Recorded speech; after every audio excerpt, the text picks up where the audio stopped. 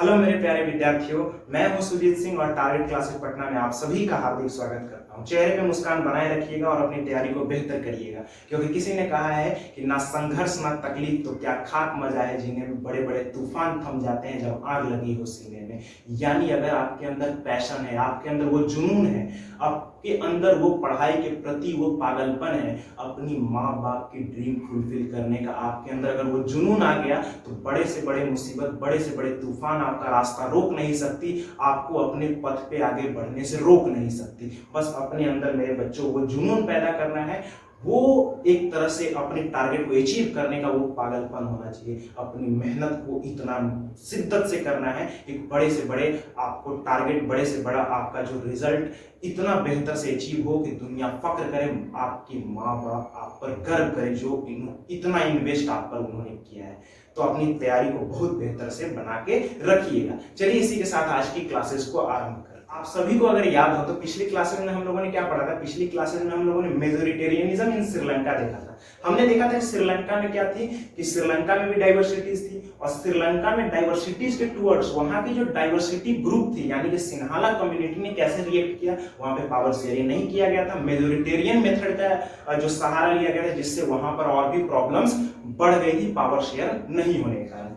आज की जो हम लोग की टॉपिक है वो है एकोमोडेशन इन बेल्जियम। यानी हम ये समझेंगे कि बेल्जियम में किस तरह से अपनी डाइवर्सिटी के टुवर्ड्स रिएक्ट किया, बेल्जियम किस तरह से उन्होंने अपनी डाइवर्सिटी को एकोमोडेट कर लिया। एकोमोडेट मतलब होता है कि डाइवर्सिटी को मैनेज कर लेना, यानी सबको पावर शेयर कर देना। कैसे उन्होंने अपनी पावर को शेयर किया, कैसे उन्होंने अपनी डाइवर्सिटी को एकोमोडेट कर लिया और कोई कंफ्लिक्ट देखने को नहीं मिला। तो ये सारी टॉपिक को इस टॉपिक को आज हम कवर करने वाले हैं। तो सबसे पहले समझिए क्या है, बेल्जियन लीडर्स टुक डिफरेंट पाथ। बेल्जियन, ध्यान सुनिएगा, इंडिया के लोगों को हम क्या बोलते हैं? इंडियन बोलते हैं। उसी तरह से बेल्जियम के लोगों को यानी बेल्जियम पीपल को हम क्या बोलेंगे? बेल्जियन बोलेंगे। तो बेल्जियन जो लीडर्स थे यानी जो बेल्जियम के लीडर्स थे, उन्होंने अलग रास्ता अपनाया। दे टुक डिफरेंट पाथ, उन्होंने अलग रास्ता अपनाया। क्या रास्ता अपनाया? तो दे रिकॉग्नाइज कल्चरल डाइवर्सिटी, यानी उन्हें अपने कंट्री में डाइवर्सिटीज दिख रही थी। उन्हें दिख रहा था कि फ्रेंच कम्युनिटी है, डच कम्युनिटी है और भी मतलब जर्मन लोग रह रहे हैं, स्पीकिंग लोग, तो यानी उससे अपने कंट्री में डाइवर्सिटीज दिखा। और जब उन्हें ये डाइवर्सिटीज दिखा, उन्हें ये समझ में आ रहा था कि अलग अलग डाइवर्सिटीज है और इस डाइवर्सिटीज को अगर मैनेज करना है तो हमें क्या करना पड़ेगा?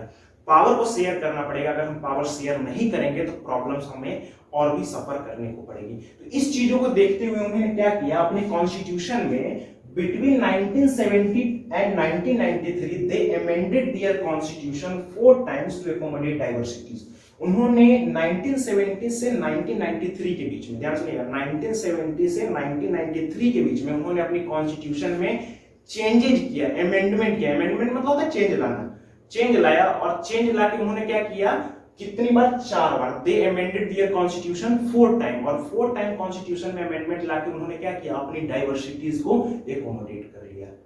1917 से 1993 में उन्होंने अपनी कॉन्स्टिट्यूशन में अमेंडमेंट लाए और अमेंडमेंट लाने के बाद उन्होंने क्या किया? 4 बार अमेंडमेंट लाके अपनी कॉन्स्टिट्यूशन में इस तरह से अमेंडमेंट लाया कि वो अपनी डाइवर्सिटी को एकोमोडेट कर लिया, यानी सबको पावर शेयर कर दिया। अब ये अमेंडमेंट क्या था, ये चेंजेस क्या था, या इसी को हम बोलते हैं elements of Belgium model of accommodation. तो ये बेल्जियम, चलिए 1917 से 1993 तक जो कॉन्स्टिट्यूशन में अमेंडमेंट किया गया था बेल्जियम लीडर्स के द्वारा, तो वो अमेंडमेंट क्या क्या था, क्या क्या अमेंडमेंट किया था, क्या क्या चेंजेस लाया था, जिससे उन्होंने अपने कॉन्स्टिट्यूशन में मतलब यानी कि वहां की डाइवर्सिटी को एकोमोडेट कर लिया था। तो यहां पर है some elements of Belgium model of accommodation, यानी कि वहां की जो एकोमोडेशन हुई थी तो उसका कुछ मॉडल, कुछ एलिमेंट्स है, कुछ आपको पॉइंटर्स है। डायरेक्ट एग्जाम में भी क्वेश्चन ऐसे ही पूछ लेता है कि explain the some elements of Belgium model of accommodation या explain the Belgium model of accommodation. तो उसमें आपको बेसिकली 4 पॉइंट्स लिखने हैं जो कि 1917 से 1993 तक कॉन्स्टिट्यूशन में अमेंडमेंट करके जो 4 प्रोविजन चेंज किए गए थे, 4 टाइम्स जो अमेंडमेंट किया गया था,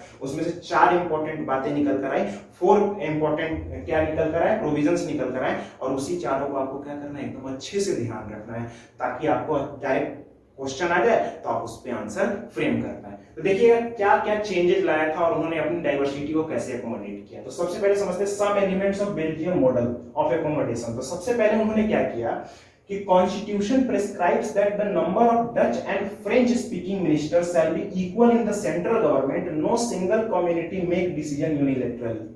ध्यान सुनिएगा, इसमें जितने भी पॉइंटर्स है वो आपके एनसीईआरटी में बहुत बेहतरीन तरीके से लिखे हुए हैं, उसी से मैंने ये आपको पॉइंटर्स लिए हैं। तो एनसीईआरटी का जो लैंग्वेज होता है ना, वो एग्जामिनर्स को पता नहीं बहुत पसंद आते हैं, ठीक है। और एग्जामिनर्स जब भी आपको आपके कॉपी को दिखेगा, आपके आंसर शीट को दिखेगा, तो उसको लगना चाहिए कि आपने एनसीईआरटी की लाइन को इनकॉर्पोरेट किया है, और वो इतना खुश हो जाएगा कि आपको एक अच्छा मार्क्स दे सकता है। तो जितने भी पॉइंटर्स है एनसीईआरटी में, उसे एकदम अच्छे से एकदम पढ़ना है। पहला पॉइंट क्या कह रहा है कि जो वहां के कॉन्स्टिट्यूशन यानी कि वहां के मिनिस्टर्स ने क्या किया, पहला चेंजेस जो लाया, उन्होंने अपने कॉन्स्टिट्यूशन में चेंज लाया, अमेंडमेंट किया अपने कॉन्स्टिट्यूशन में, और अमेंडमेंट करके ये प्रोविजन बना दिया कि जो सेंट्रल गवर्नमेंट में जो सेंट्रल गवर्नमेंट में जो मिनिस्टर्स होंगे, ठीक है, यानी कंट्री में जो गवर्नमेंट बनेगी या वहां पे जो मिनिस्टर्स होंगे पार्लियामेंट में, वो इक्वल होंगे। इक्वल मतलब कि जितने डच कम्युनिटी के मिनिस्टर्स होंगे उतने ही फ्रेंच कम्युनिटी के मिनिस्टर होंगे, यानी कि मिनिस्टर इक्वल होंगे। अगर देखा जाए तो मेजोरिटी में कौन था, डच था मेजोरिटी में, लेकिन इन्होंने बोल दिया कि नहीं, मेजोरिटी माइनॉरिटी हम नहीं देखने वाले, कौन ज्यादा है कौन कम है वो नहीं, दोनों मिनिस्टर क्या रहेंगे, इक्वली रहेंगे सेंट्रल गवर्नमेंट में यानी कि पार्लियामेंट में। जिससे क्या होगा, no single community make decision unilaterally, जिससे ये फायदा हुआ कि कोई भी एक सिंगल कम्युनिटी डिसीजन अकेले नहीं ले सकती है। अगर मान लीजिए कि डच ज्यादा रहता, जैसे 59% वहां पर एथनिक कंपोजिशन का डच ज्यादा ही रहता, वहां पर ज्यादा रहता, मिनिस्टर्स 59% डच रहते, तो क्या वो अकेले डिसीजन ले लेते कि नहीं ले लेते, आराम से अकेले डिसीजन ले सकते थे। तो उन्होंने बोला कि ऐसा हो ही नहीं सकता है, हम क्या करेंगे, इक्वल मिनिस्टर्स रखेंगे, जिसे कोई भी एक कम्युनिटी यूनिलेटरल अकेले डिसीजन नहीं ले सकता है, सबकी सहमति होनी चाहिए, क्योंकि इक्वल मिनिस्ट्री हमने दे दी है, अकेले कोई भी डिसीजन नहीं ले पाएगा। तो ये तो पहला चेंजेस किया गया, सबसे पहले इक्वल मिनिस्ट्री दे दिया गया, सेंट्रल गवर्नमेंट में मिनिस्टर्स इक्वल रहेंगे दोनों कम्युनिटी के, डच और फ्रेंच। दूसरा चेंजेस क्या किया गया, powers given to state government they are not subordinate to central government, यानी सेंट्रल गवर्नमेंट ने अपनी थोड़ी सी पावर डाइल्यूट कर दी, किसको दे दी पावर, स्टेट गवर्नमेंट को दे दी।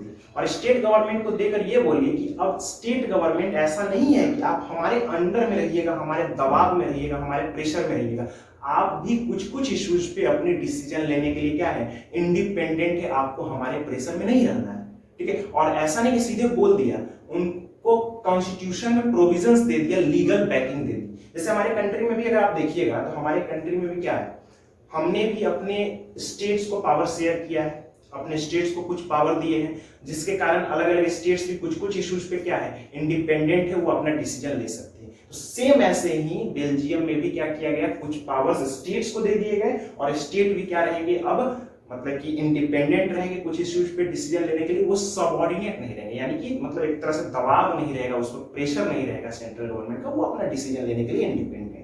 तो ये दो प्रोविजंस हो गए। अब समझते हैं तीसरा क्या चेंजेस लाया। चलिए नेक्स्ट क्या एलिमेंट्स था बेल्जियम मॉडल ऑफ एकोमोडेशन का, Brussels has a separate government in which both the communities have equal representation. अच्छे समझिए, जब सेंट्रल गवर्नमेंट में जो डच कम्युनिटी थे उन्होंने इक्वल रिप्रेजेंटेशन दिया, यानी सेंट्रल गवर्नमेंट में जो गवर्नमेंट बनेगी या सेंट्रल में जो मिनिस्टर्स होंगे वो इक्वल होंगे, जब इस तरह का प्रोविजंस दे दिया गया, तो ब्रुसेल्स में आपको पता है कि मेजोरिटी में कौन था, फ्रेंच स्पीकिंग पीपल थे, और माइनॉरिटी में डच था, यानी फ्रेंच स्पीकिंग पीपल 80% और माइनॉरिटी में जो डच थे वो 20% थे।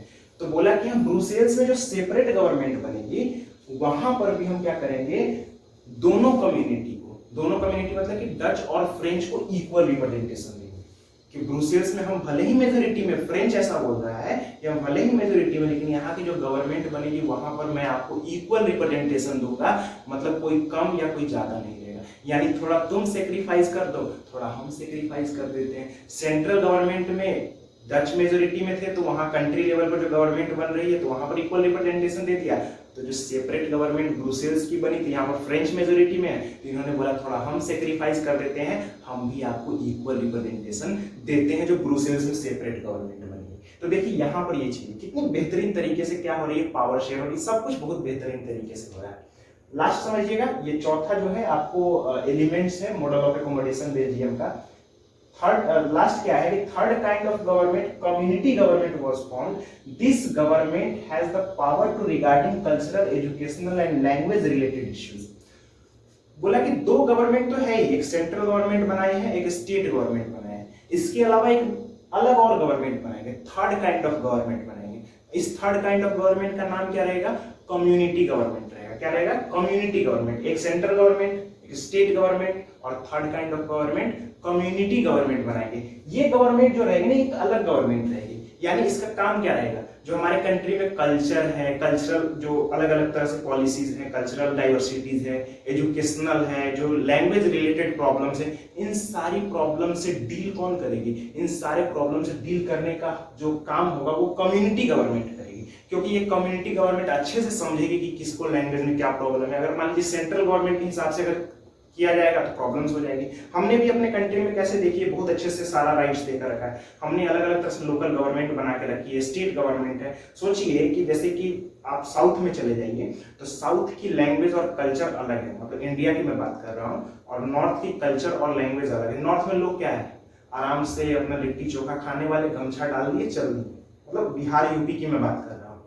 साउथ में लोगों की कल्चर है, लुंगी पहनते हैं वो लोग, नारियल पानी पीने वाला है। अब दोनों के एक ही हिसाब से रूल करिएगा, बोलिए कि नहीं तो वहां के लोगों को बोलेंगे लिट्टी चोखा खाओ, तुम ऐसे घूमो, है ना, गमछा डालो, मानेंगे नहीं। हम लोग के यहाँ अगर मान लीजिए कि रास्ते पर लुंगी पहन के घुमा दिया जाए, कोई बाहर नहीं जाना चाहेगा। तो यानी कि दोनों के एक ही हिसाब से अगर रूल करिएगा, सेंट्रल गवर्नमेंट एक ही हिसाब से लॉ बना के काम करेगी, तो फिर क्या होना है? फिर वही लड़ाई झगड़ा, ये सारी चीजें हो जाएगी।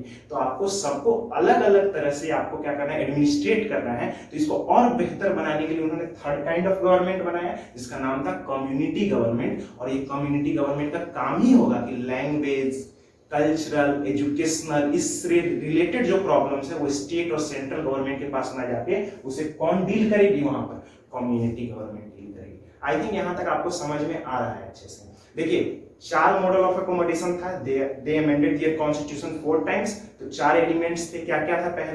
पहला बोला गया कि जो सेंट्रल में मिनिस्टर्स होंगे वो इक्वल होंगे, यानी कि डच भी जितना रहेंगे उतना ही फ्रेंच रहेंगे, इक्वल मिनिस्ट्री रहेगी, जिसे कोई भी सिंगल कम्युनिटी यूनिलेटरल डिसीजन नहीं ले सकता। पहला ये था। दूसरा क्या था? दूसरा अगर आप लोग को याद हो तो सेकंड बोला गया कि एक मतलब स्टेट गवर्नमेंट क्या होंगे, वो सबऑर्डिनेट नहीं होंगे सेंट्रल गवर्नमेंट का, यानी स्टेट गवर्नमेंट को भी कुछ पावर्स दे दिया गया कि स्टेट भी अपने कुछ अलग अलग इश्यूज पे लॉज बना सकती है। वो अब किसके अंडर में नहीं रहेगी? सेंट्रल गवर्नमेंट के दबाव में उसे नहीं रहना है।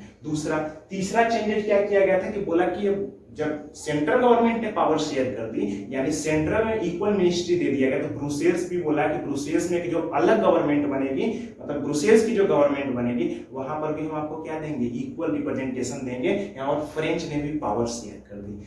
तीसरा हो गया।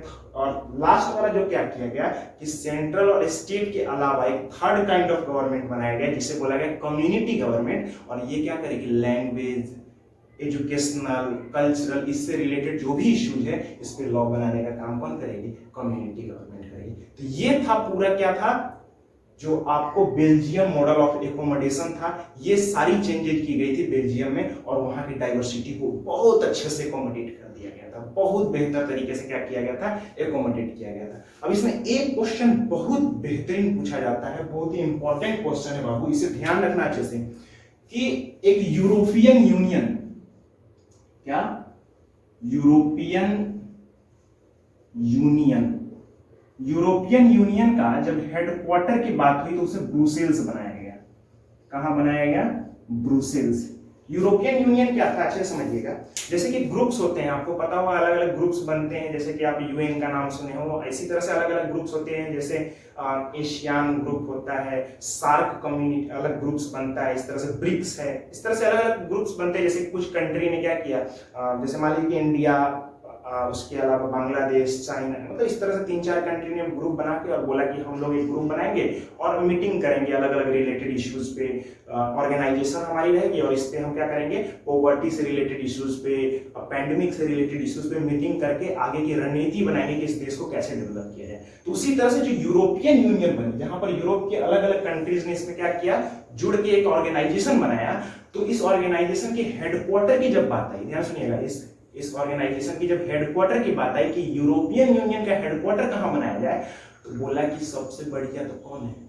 बेल्जियम है, क्योंकि बेल्जियम में तो कोई लड़ाई, कोई झगड़ा, कोई सिविल वॉर तो हुआ ही नहीं। उन्होंने अपनी पावर को बहुत अच्छे से क्या कर दिया है, शेयर कर दिया है, एकोमोडेट कर लिया है। तो इससे बेहतर, इससे क्या होगा, इससे पीसफुल कंट्री तो कोई है ही नहीं। तो क्या किया गया, इसका जो कैपिटल है ब्रुसेल्स, यहाँ पर क्या बना दिया गया, हेडक्वार्टर बना दिया गया किसका, यूरोपियन यूनियन का।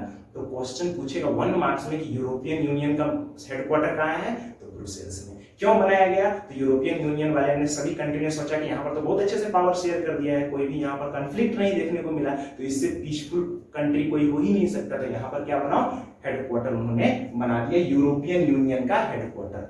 तो कहाँ है यूरोपियन यूनियन का हेडक्वार्टर, ब्रुसेल्स में। आई थिंक आपको Belgium model of accommodation, European union का हेडक्वार्टर ब्रुसेल्स, ठीक है, किस तरह से चेंजेस कब से कब तक किया गया, सारी चीजें एकोमोडेशन आपको समझ में आई। अब यहाँ एक चीज क्लियर हो गई कि देखिए पावर शेयरिंग कितना इंपॉर्टेंट है। एक जगह पावर शेयर नहीं किया गया, क्या प्रॉब्लम्स हुई श्रीलंका, आप देख ही रहे हैं। एक जगह कितना बेहतर तरीके से पावर शेयर कर दिया। हम थोड़ा देते हैं, देखो किसी से एक्सपेक्टेशन जो होता है ना, एक्सपेक्टेशन तभी रखिए जब आप कुछ देते हैं।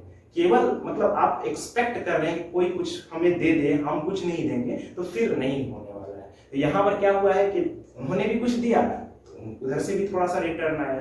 तो जब आप किसी को थोड़ा सा आप क्या करिएगा, उसे आप कुछ देते हैं तो आप रिटर्न वो करेगा आपको, तब आप क्या होता है, एक्सपेक्ट कर सकते हैं। तो यहाँ पर आई थिंक आपको एकोमोडेशन समझ में आया, बेल्जियम मॉडल ऑफ एकोमोडेशन। अब डायरेक्ट जो नेक्स्ट हम लोग का टॉपिक है वो है why power sharing is desirable, जो डायरेक्ट क्वेश्चन पूछता है, तो वो बहुत इंपॉर्टेंट टॉपिक है। मिलते हैं नेक्स्ट क्लासेज में, तब तक के लिए बहुत बहुत धन्यवाद।